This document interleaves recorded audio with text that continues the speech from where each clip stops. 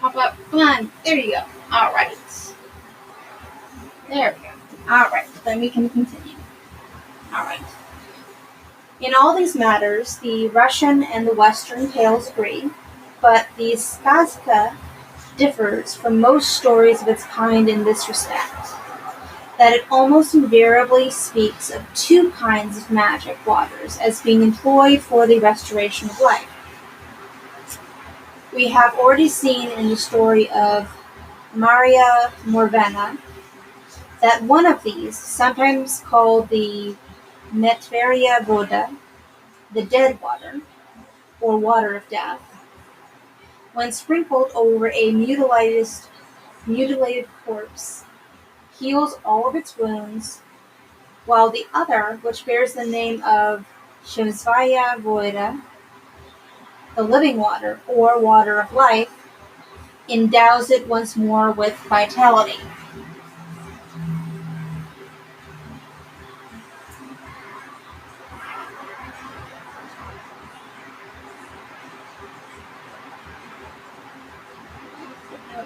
Footnote.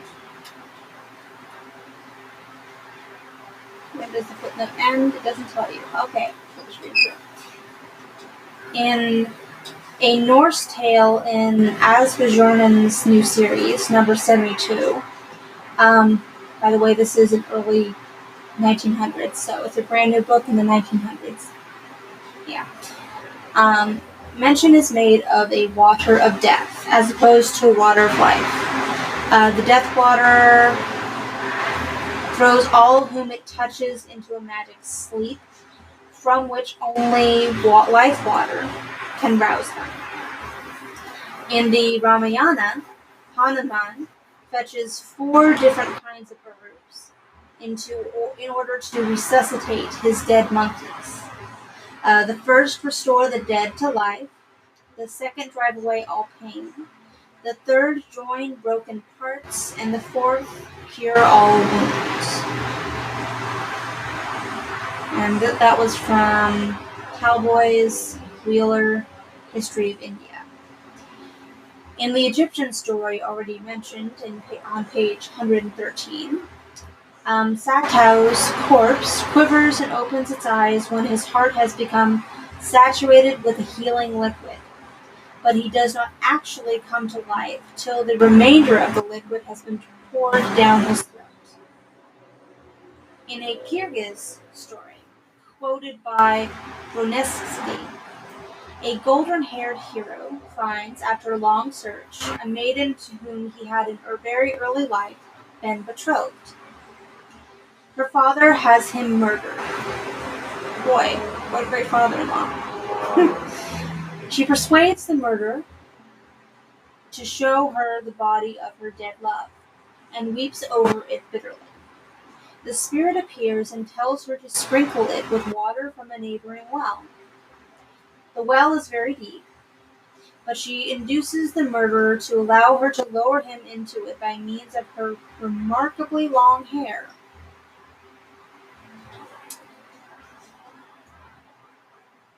He descends and hands her a cup of water. Having received it, she cuts off her hair and lets the murderer drop and be drowned. Then she sprinkles her lover's corpse with the water, and he revives. But he lives only 3 days. She refuses to survive him and is buried by his side. From the graves of the lovers spring 2 willows, which mingle their boughs as if in an embrace. And the neighbors set up near the spot 3 statues, his and hers and her nurse's. Such is the story, says Brunetsky, which the Kyrgyz tell with respect to some statues of unknown origin, which stand, or used to stand, near the Ayagaza, a river falling into Lake Balkhash. By the way, if I'm mispronouncing any of this Russian, I do apologize, but I'm doing my best. A somewhat similar Armenian story is quoted by Haxthasen in his Transkaukasia St. Neptune is fast. Um, Page 350 of the English translation. In the Kalevala, when Lemminkainen has been torn to pieces, his mother collects his scattered remains and, by a dexterous synthetical operation, restores him to physical unity, but the silence of death still possesses him. Then she entreats the honeybee to bring vivifying honey. After 2 fruitless journeys, the bee succeeds in bringing back honey from the cellar of the Creator.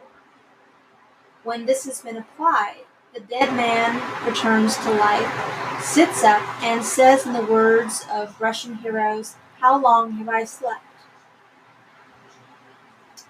Here's another instance of life-giving operation of a double nature. There is a well-known Indian story about 4 suitors for the hand of one girl. She dies, but is restored to life by one of her lovers, who happens one day to see a dead child resuscitated, and learns how to perform similar miracles.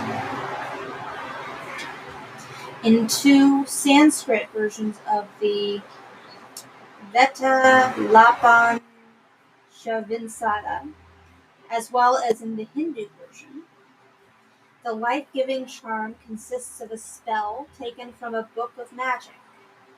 But in the Tamil version, the process is described as being of a different and double nature.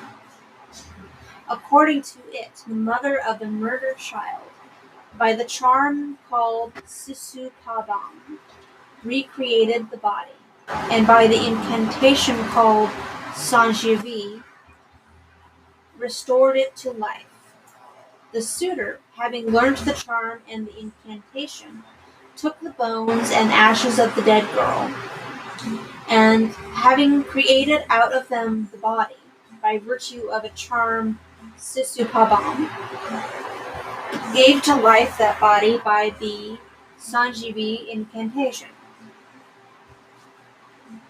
According to Mr. Babington, Sanjeevi, is defined by Tamilists to be a medicine which restores to life by dissipating a mortal swoon. In the text, the word is used for the art of using this medicine.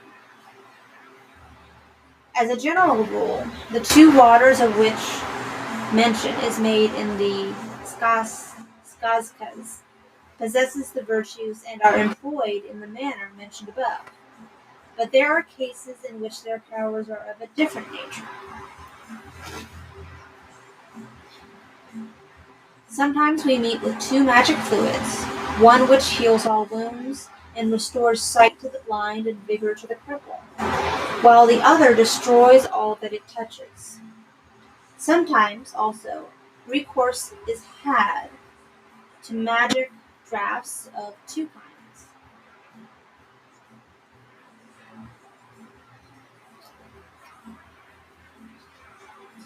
The one of which strengthens him who quaffs it, while the other produces the opposite effect.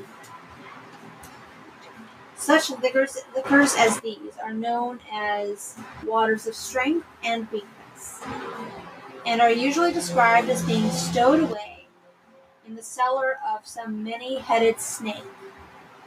For the snake is often mentioned as the possessor, or at least the guardian, of magic fluids.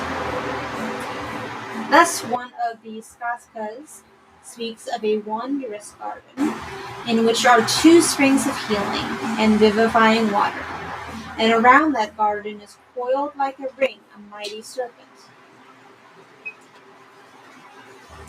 Another tells how a flying snake brought 2 heroes to a lake, in which they flung a green bough, and immediately the bough broke into flame and was consumed. Then it took them to another lake, into which they cast a moldy log, and the log straightway began to put forth buds and blossoms. In some cases, the magic waters are the property, not of the snake, but of one of the mighty heroines who so often occur in these stories, and who bear so great a resemblance to Brynhild, as well as other respects, as in that of her enchanted sleep. Thus, in one of the Skazkas, an aged king dreams that beyond thrice 9 lands in the 30th country, there is a maid fair, from whose hands and feet water is flowing, of which water he who drinks will become 30 years younger. His sons go forth in search of this youth-giving liquid, and, after many adventures, the youngest is directed to the golden castle in which lives the fair maiden, whom his father has seen in his vision. He has been told that when she is awake, her custom is to divert herself in the green fields with her Amazon host.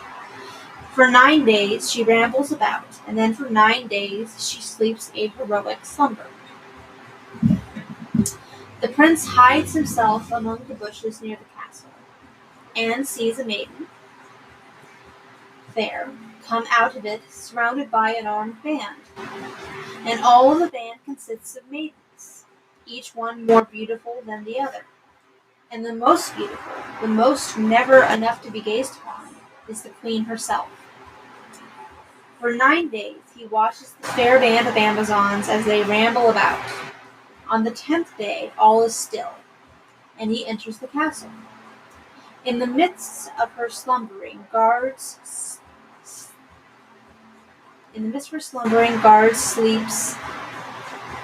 the queen on the couch of down, the healing water flowing from her hands and feet.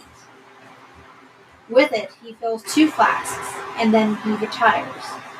When the queen awakes, she becomes conscious of the theft, and pursues the prince. Coming up with him, she slays him with a single blow, but then takes compassion on him, and restores him to life. Okay, good to know. In another version of the story, the precious fluid is contained in a flask which is hidden under the pillow of a slumbering Tsar maiden. Tsar. Tsar. Tsar maiden. The prince steals it and flees, but he bears on him the weight of sin, and so when he tries to clear the fence which girds the enchanted castle, his horse strikes one of the cords attached to it, and the spell is broken, which maintains the magic sleep in which the realm is locked. Hey, Autumn.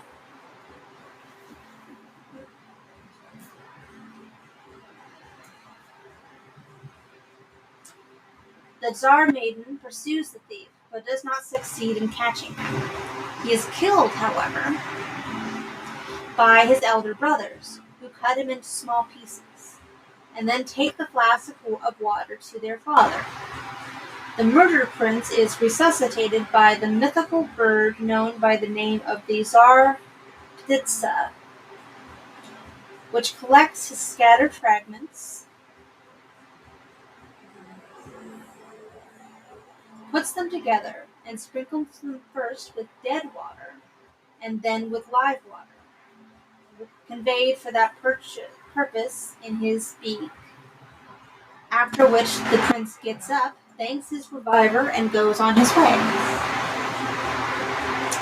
In one of numerous variants of the story, in which a prince is exposed to various dangers by his sister, who is induced to plot against his life by her demon lover, the snake,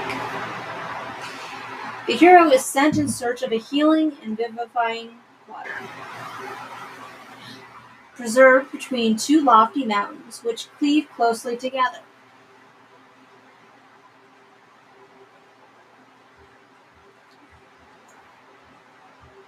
Except during 2 or 3 minutes of each day. He follows his instructions, rides to a certain spot, and there waits the hour at which the mountains fly apart. Suddenly a terrible hurricane arose, a mighty thunder smote, and the 2 mountains were torn asunder. Prince Ivan, who of course is an Ivan, spurred his heroic steed, flew like a dart between the mountains, and dipped 2 flasks in the waters and instantly turned back. He himself escapes safe and sound, but the hind legs of his horse are caught between the closing cliffs and smashes to pieces. The magic waters, of course, soon remedy this temporary inconvenience.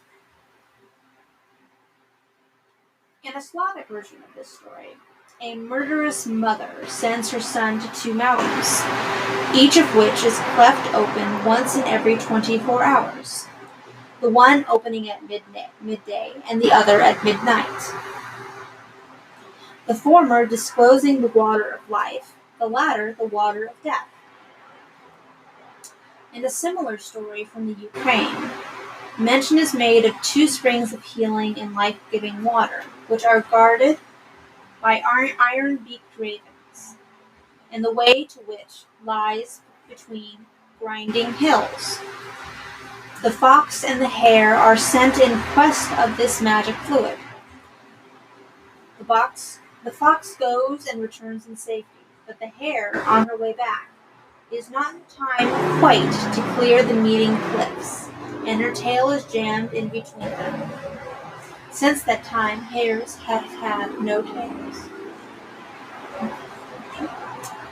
On the waters of strength and weakness, much stress is laid in many of the tales about the many-headed snakes, which carry off men's wives and daughters to their metallic castles.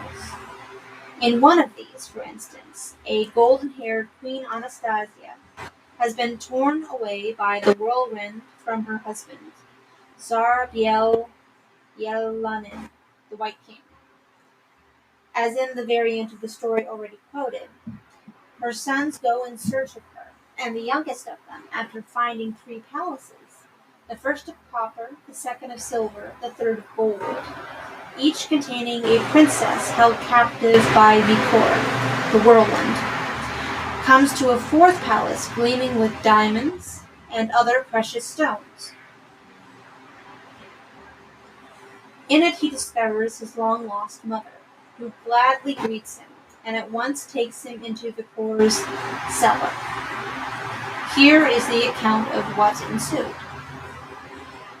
While they entered the cellar, there stood 2 tubs of water, the one on the right hand and the other on the left. Says the queen, "Take a draught of the water that stands on the right hand." Prince Ivan, because of course it's Prince Ivan, drank of it.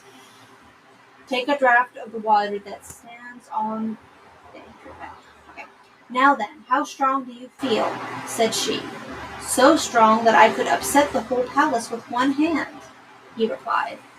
"Come now, drink again." The prince drank once more. "How strong do you feel now?" "Why now, if I wanted, I could give the whole world a jolt." "Oh, that's plenty then. Now make these tubs change places. That which stands on the right set on the left, and that which is on the left change to the right." Prince Ivan took the tubs and made them change places. Says the queen, "See now, my dear son, in one of these tubs is the water of strength, in the other is the water of weakness. He who drinks of the former becomes a mighty hero, but he who drinks of the second loses all his vigor. Vikor always quaffs the strong water and places it on the right-hand side. Therefore you must deceive him, or you will never be able to hold out against him." The queen proceeds to tell her son that, when Vikor comes home, he must hide beneath her purple cloak and watch for an opportunity of seizing her gaoler's magic mace. Vikor will fly about till he is tired, and will then have recourse to what he supposes is the strong water. This will render him so feeble that the prince will be able to kill him. Having received these instructions, and having been warned not to strike Vikor after he is dead, the prince conceals himself. Suddenly, the day becomes darkened and the palace quivers. and Vikor arrives. Stamping on the ground, he becomes a noble gallant who enters the palace, holding in his hands a battle mace. This Prince Ivan seizes, and a long struggle takes place between him and Viktor, who flies away with him over seas and into the clouds. At last, Viktor becomes exhausted and seeks the place where he expects to find the invigorating draught on which he is accustomed to rely. The result is as follows. Dropping right into his cellar, Viktor ran to the tub which stood on the right and began drinking the water of weakness. But Prince Ivan rushed to the left, quaffed a deep draught of the water of strength, and became the mightiest hero in the whole world. Then, seeing that Viktor was perfectly enfeebled, he snatched from him his keen falchion, and a single blow struck off his head. Behind him, voices began to cry, strike again, or he will come to life." "No," replied the prince. "A hero's hand does not strike twice, but finishes its work with a single blow." And straightway he lighted a fire, burnt the head and the trunk, and scattered the ashes to the winds.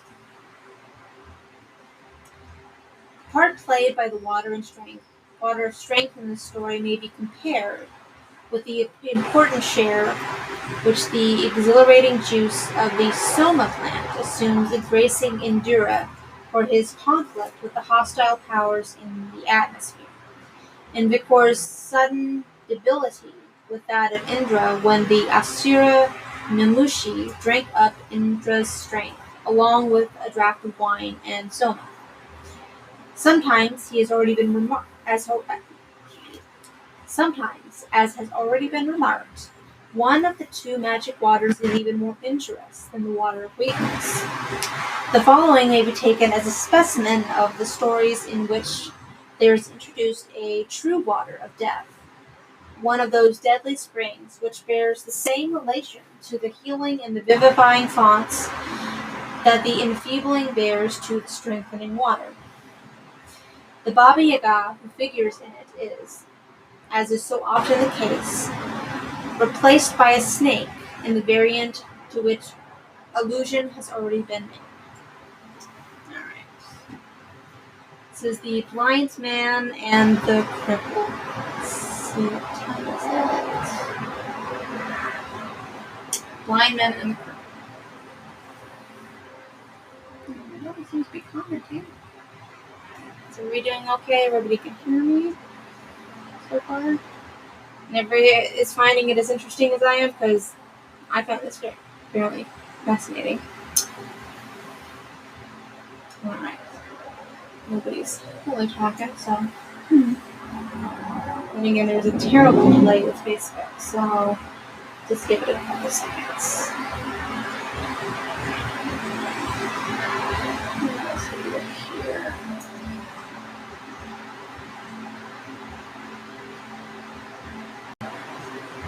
Alright, so moving into the tale of the blind man and the cripple. In a certain kingdom there lived a king and a queen. They had a son, Prince Ivan, and to look after that son was appointed a tutor named Katoma. The king and queen lived to a great age, but then they fell ill and despaired of ever recovering.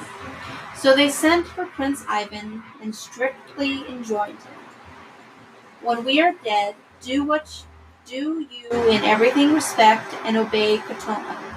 If you obey him, you will prosper, but if you choose to be disobedient, you will perish like a fly." The next day, the king and queen died. Look how dire prophecy is there.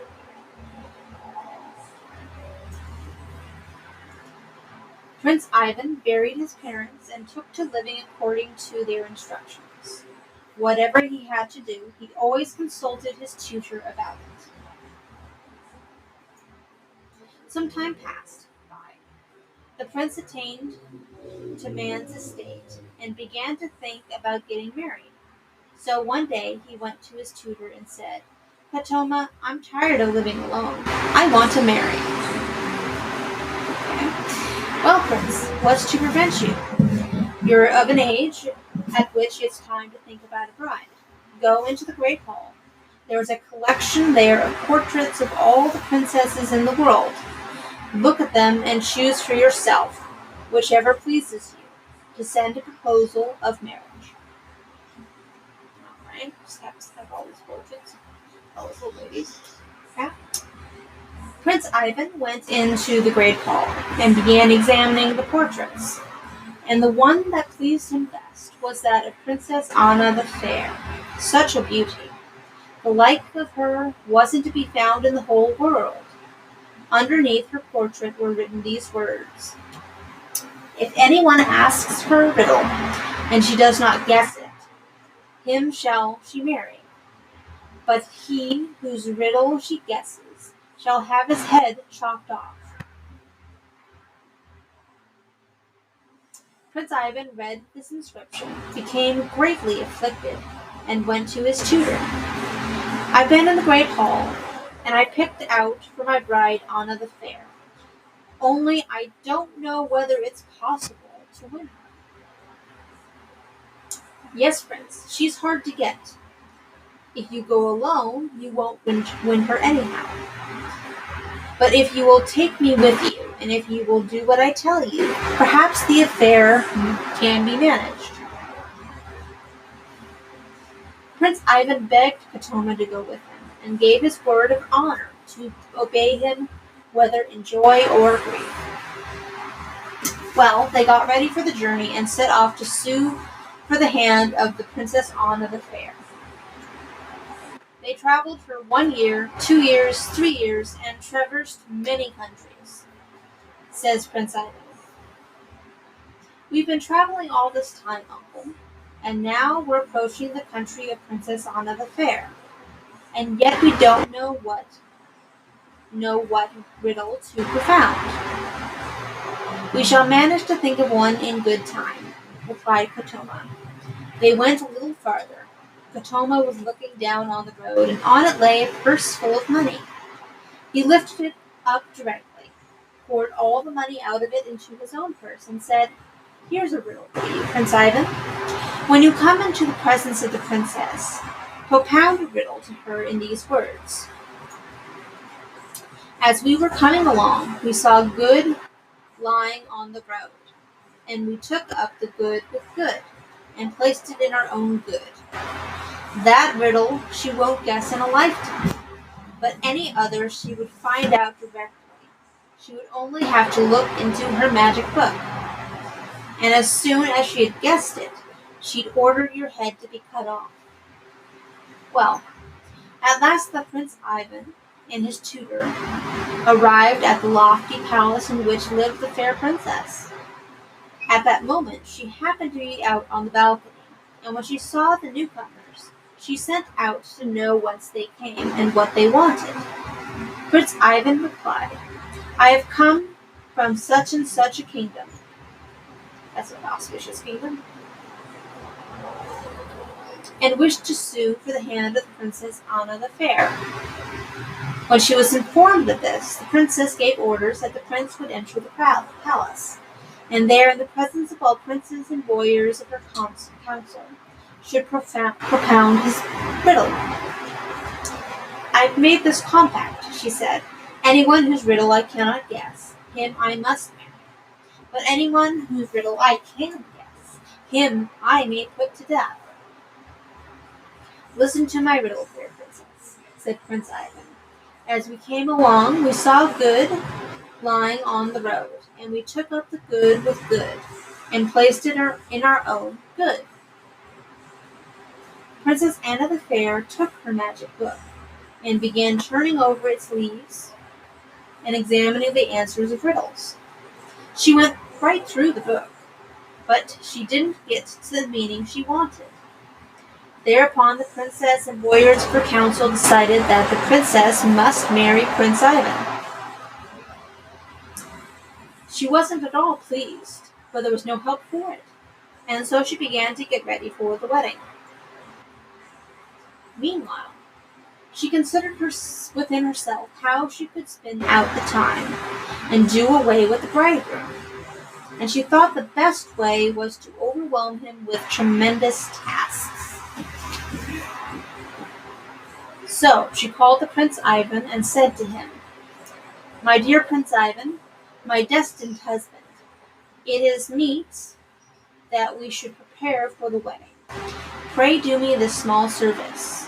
On such and such a spot of my kingdom there stands a lofty iron pillar. Carry it into the palace kitchen, and chop it into small chunks by way of fuel for the cook." "Excuse me, Princess," replied the prince. "Was it to chop fuel that I came here? Is that the proper sort of employment for me?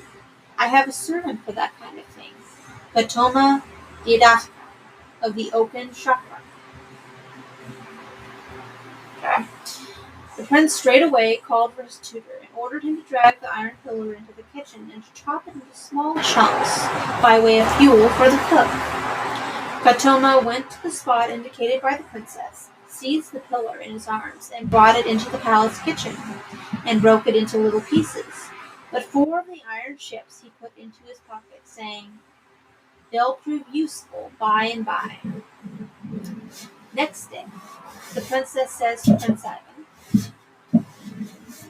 "My dear prince, my destined husband, tomorrow we have to go to the wedding. I will drive in a carriage, but you should ride on a heroic steed, and it is necessary that you should break him in beforehand." "I break a horse in myself? I keep a servant for that." "Go into the stable and tell the grooms to bring forth the heroic steed. Sit upon him and break him in. Tomorrow I've got to ride him to the wedding."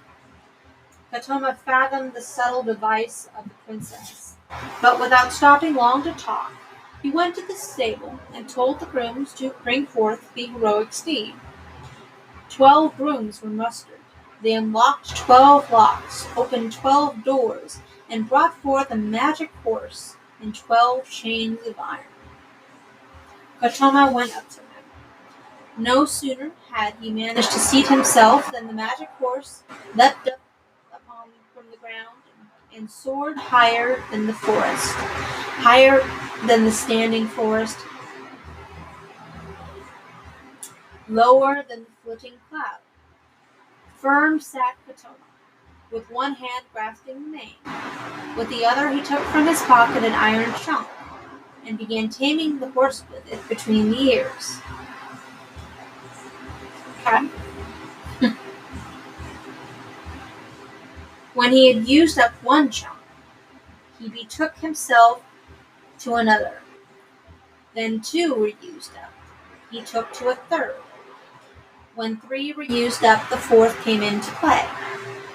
And so grievously did he punish the heroic steed that he could not hold out any longer, but cried aloud with a human voice, "Batyushka Katoma, don't utterly deprive me of life in the white world. Whatever you wish that do you order, all shall be done according to your will." "Listen, O meek for dogs," answered Katoma. "Tomorrow Prince Ivan shall ride you to the wedding.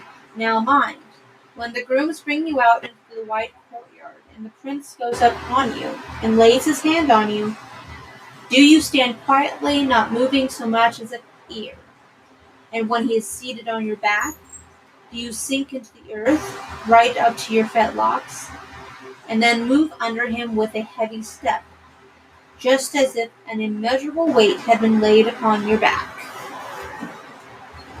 The heroic steed listened to the order and sank to earth scarcely alive. Katoma seized him by the tail and flung him close to the stable, crying, "Ho there, coachmen and grooms, carry off this dog's meat to his stall." Okay, here for that story. The next day arrived. The time drew near for going to the wedding. The carriage was brought round for the princess, and the heroic steed for Prince Ivan.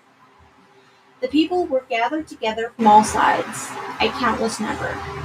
The bride and bridegroom came up from the white stone halls. The princess got into the carriage and waited to see what would become of Prince Ivan. Whether the magic horse would fling his curls to the wind and scatter his bones across the open plain.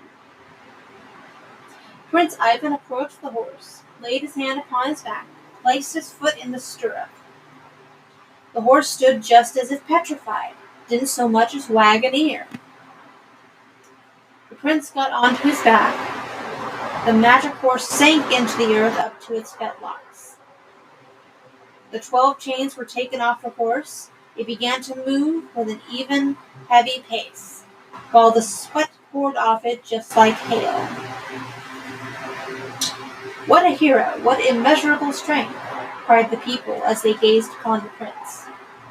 So the bride and bridegroom were married, and then they began to move out of the church holding each other by the hand. The princess took it into her head to make one more trial of Prince Ivan. So she squeezed his hand so hard that he could not bear the pain. His face became suffused with blood. His eyes disappeared beneath his brows. "A fine sort of hero you are," thought the princess. "Your tutor has tricked me splendidly, but you shan't get off for nothing." Princess Anna the Fair lived for some time with Ivan as a wife ought to live with a good God-given husband, flattered him every way in words, but in reality never thought of anything except by what means she might get rid of Katoma. With the prince, without the tutor, there'd be no difficulty in settling matters, she said to herself, and whatever slanders she might invent, Prince Ivan never would allow himself to be influenced by what she said, but always felt sorry for his tutor. At the end of a year, he said to his wife one day, "Beauteous princess, my beloved spouse, I should like to go with you to my own kingdom." "By all means," replied she, "let us go. I myself have long wished to see your kingdom." Well, they got ready and went off. Katoma was allotted the post of coachman. They drove and drove, and as they drove along, Prince Ivan went to sleep. Suddenly the Princess Anna the Fair awoke him and uttered loud complaints. "Listen, Prince, you're always sleeping. You hear nothing. But your tutor doesn't obey me a bit. He drives the horse on purpose over a hill and dale, just as if he wanted to put an end to us both. I tried speaking him fair, but he jeered at me. I won't go on living any longer if you don't punish him." Prince Ivan, twixt sleeping and waking, waxed very wroth with his tutor and handed him over entirely to the princess, saying, "Deal with him as you please." The princess ordered his feet to be cut off. Katoma submitted patiently to the outrage. "Very good," he thinks. "I shall suffer, it's true, but the prince also will know what to lead a wretched life is like." When both of Katoma's feet had been cut off, the princess glanced around, saw that a tall tree stump stood on one side, so she called her servants and ordered them to set him on that stump. But as for Prince Ivan, she tied him to the carriage by a cord, turned the horses round, and drove back to her own kingdom. Katoma was sitting on the stump, weeping bitter tears. "Farewell, Prince Ivan. You won't forget me." I don't see how this could end very well for either of them. Okay, this is where you get the blank here. And it's a fairly long story, and we're about 8:47. Usually this is when I kick off. So, at that juncture, that's horrible. And to end the night.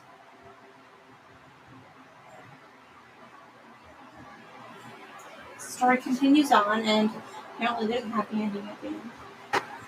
Or at least some kind of ending, at least. And then so thank everyone for popping in and listening in. I'll bid you adieu, and hope everyone has a lovely evening, and see you tomorrow for Sherlock Holmes at 8 o'clock. Alright, talk to you later. Have a good night. And be well.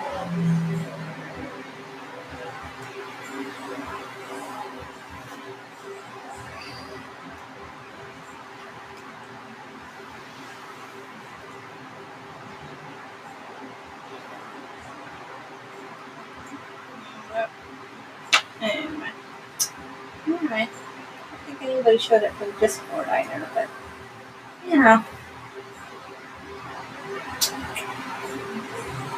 Anyway, okay, so that live ended. And I left fairly quickly, apparently. Okay, so